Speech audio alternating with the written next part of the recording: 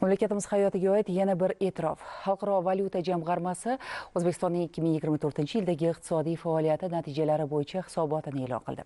Unda fiskal barqarorlik, tashqi savdo va davlat siyosatini modernizatsiya qilish sohalarida erishilgan yutuqlarni qayd etib o'tdi. O'zbekistondagi iqtisodiy islohotlarni Xalqaro valyuta jamg'armasi yuqori baholayapti. Nufuzli xalqaro tashkilot mamlakatning makroiqtisodiy barqarorlikni mustahkamlash, tashqi savdo va davlat siyosatini modernizatsiya qilish, barqaror o'sish yo'lidagi sa'y-harakatlarni qo'llab-quvvatlashga tayyor ekanligini bildirmoqda. Bu O'zbekiston uchun yana bir muhim e'tirof. Joriy yilning 4-17 aprel kunlari mamlakatimizga Xalqaro valyuta jamg'armasining delegatsiyasi tashrif buyurdi.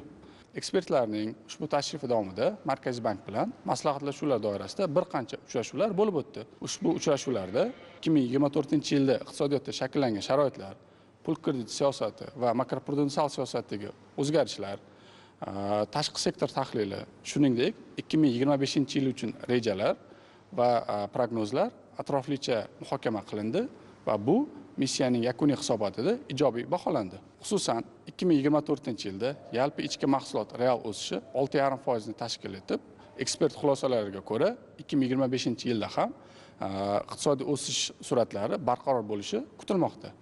Shuningdek, Markaziy bank tomonidan inflyatsiyani oshiruvchi omillarga qarshi kurash bo'yicha zaruriy chora-tadbirlar ko'rilayotganligi, jumladan so'nggi oylarda inflyatsiya va inflyatsion kutilmalarning oshishiga javoban asosiy stavkani 0,5% bandga ko'tarib, yillik 14% etib belgilanganligi olqishlandi. Xalqaro valyuta jamg'armasi 2025-2026 yillar uchun prognozlarni e'lon qildi. O'zbekiston keyingi yillarda ham yalpi ichki mahsulotning real iqtisodiy o'sishini 6% da saqlab qolishi va 8% ga inflyatsiya pasayishini prognoz qilyapti. Xalqaro valyuta jamg'armasi so'nggi hisobotida islohotlarni izchil amalga oshirish muhimligini ta'kidlab o'tdi.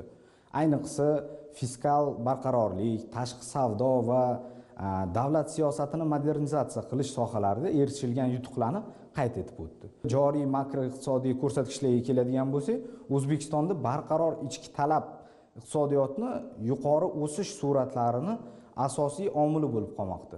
Bundan tashqari energetika subsidiyalashni qisqartirish va ijtimoiy xarajatlarni maqsadliligini takomillashtirish kelgusi islohotlarning asosi bo'lib qolishi zarur deb ta'kidlangan. Xalqaro valyuta jamg'armasining hisobotida aytilgandek, O'zbekistonda 2025-2030 yillarga mo'ljallangan davlat moliyasini boshqarish strategiyasini joriy etish bo'yicha qadamlar kelgusida ijobiy natija berishi kutilmoqda. 2025-yilda O'zbekistonda budjet taqvimiga amal qilish, budjet strategiyasini va fiskal risklar to'g'risidagi hisobotlarni ishlab chiqish hamda 2025-2030 yillarda davlat moliya boshqaruvini isloh qilish strategiyasini qabul qilish rejalashtirilgan. Kelgusida daromadlarni oshirish maqsadida soliq bojxona imtiyozlarini optimallashtirish, bundan tashqari mana yashirin iqtisodiyot bilan kurashish, keyin pensiya tizimini isloh qilish va davlat qo'llab-quvvatlashini unifikatsiyalash zarurligini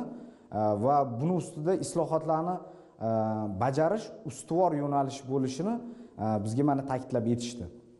Inflyatsiya esa belgilangan darajasiga 5% ga yetguniga qat'iy pul kredit siyosatini davom ettirish, bosqichma-bosqich moslashuvchan almashuv kursiga o'tish va davlat banklarining xususiylashtirish dasturini davom ettirishni qo'llab-quvvatlagan.